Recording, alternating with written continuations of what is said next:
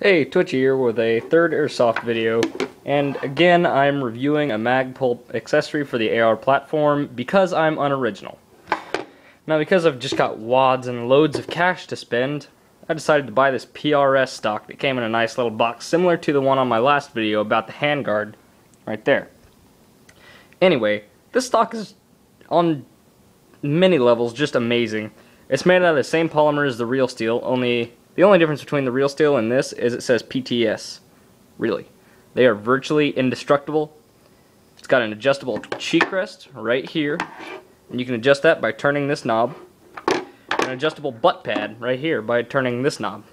It's also got sling mounts here and here. Now, you might be thinking, what is the point of having such a bulky stock? I mean, this thing really is very heavy for a stock. And because it's a lot of support, and if you're laying down in brush or whatever you want to do, a lot of people on their final firing positions when they're sniping like to hold their stocks like this for extra support. And this part right here, you might be thinking that's totally useless, but again, you would be wrong, because this is actually the cover for a rail. Boom! If your gun is wired to the back, you can put a PEQ box on there and be totally set. If your gun's wired to the front and you just like that, you can put a monopod or maybe a grip on there if you're redneck like me. But you can put a monopod on there and stand up your gun like this if you don't want to hold on to your gun like a normal person, like this. But then again, that is totally up to you. Now, to installation. I'm not going to lie, this took me probably an hour to get this stupid buffer tube on, and to save you the trouble, there's a little washer right about here. You have to take off this end piece here, which just screws right off, and it's got a little Allen head nut on it. But there's a little washer right here. Remember my words. Stick the screws through the washer, drop the screw through the tube, connect it to the receiver, and then reattach the end cap. That is all you need to do.